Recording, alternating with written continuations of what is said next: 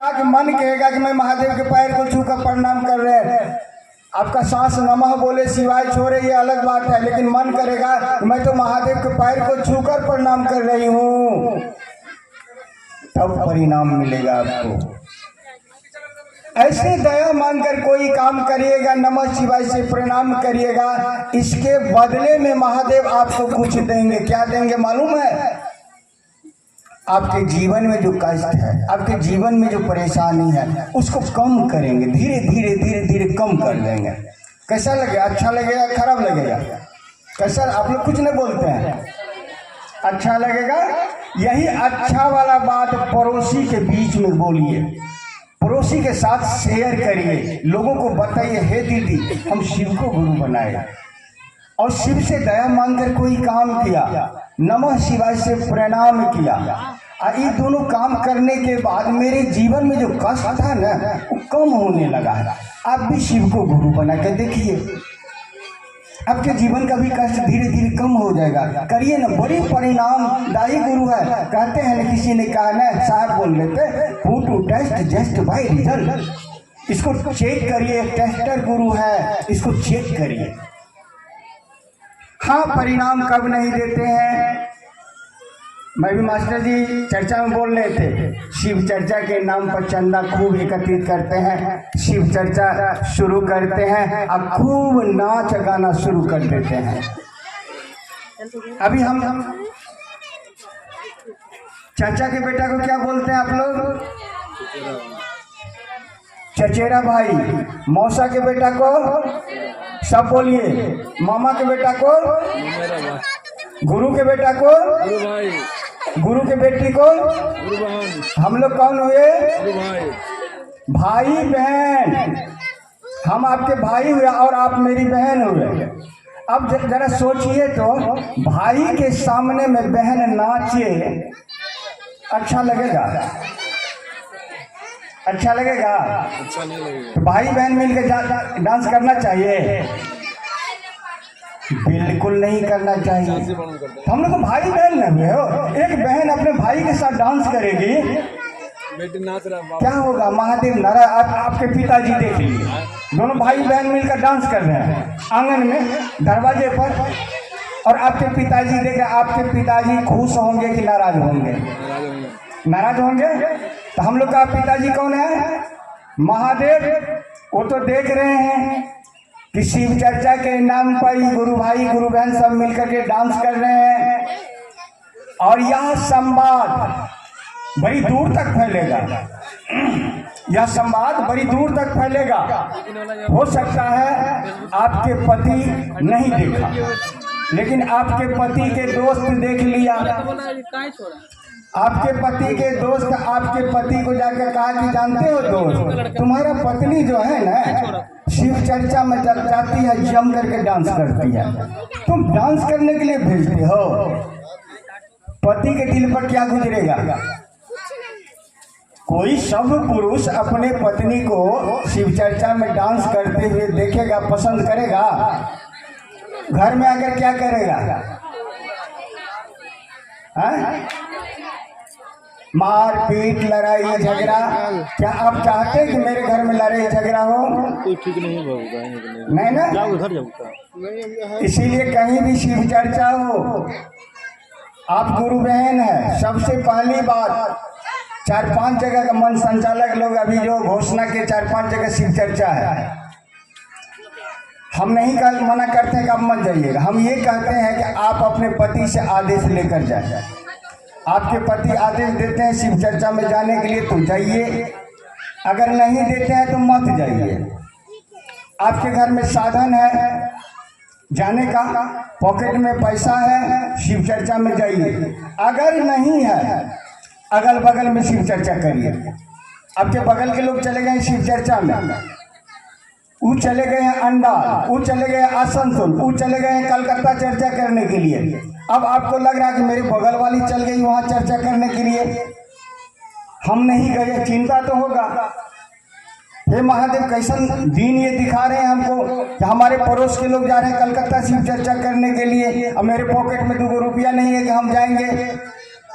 चलिए एक काम करते हैं कि वो जो कलकत्ता गई है चर्चा करने के लिए, हम बगल में 10-20 आदमी के नाम की घोषणा कर लेंगे, कैसा रहेगा? महादेव का उचित काम यही है ना। तो कहते हैं हमारे शास्त्र, हमारे साधु, हमारे पुराण कह रहे हैं कि पति परमेश्वर होते हैं, पति परमेश्वर होते हैं, यानी पति ही भगवान होते हैं। तो अपने भगवान की बात को मानना चाहिए कि नहीं मानना चाहिए ना। आपके भगवान अगर आपको कहे कि शिव चर्चा में जाना है तो जाइए, आपके भगवान अगर कहे कि शिव चर्चा में नहीं जाना है तो आप मत जाइए, जी नहीं। लेकिन अपने भगवान से निवेदन करिए कि सुनिए ना, शिव चर्चा में नहीं जाते तो मन नहीं लगता है। एक काम करिए, 10-20 मिनट आप ही हमको समझाइए, कुछ सुनाइए, आप कुछ मेरा सुनिए, और दोनों पति पत्नी मिल करके घरे में शिव चर्चा कर लेंगे। बाहर मंदिर की करे जेबे नहीं। कौन भजन गाते हैं आप लोग? ये लोग भजन गाते, मोहिनी दीदी लोग भजन गाती है। घरे में घरे का मंदिर बनेबे और तीर्थ करे की करे जेबे ना। जब ऐसा आप करिएगा आपके घर स्वर्ग हो जाएगा। कोई भी गुरु, कोई भी साधु, कोई भी संत, कोई भी पंथ, कोई भी मार्ग एक ही बात समझाते हैं कि समाज में हमको कैसे चलना चाहिए, कैसे रहना चाहिए, एक पति का क्या धर्म है, एक पत्नी का क्या कर्तव्य है, एक माता पिता का क्या दायित्व है, एक पुत्र का क्या कर्तव्य है। ये धर्म हम लोग को समझाते हैं। सब धर्म का यही उद्देश्य है। और जो कहिएगा बहुत बात कुछ नहीं है।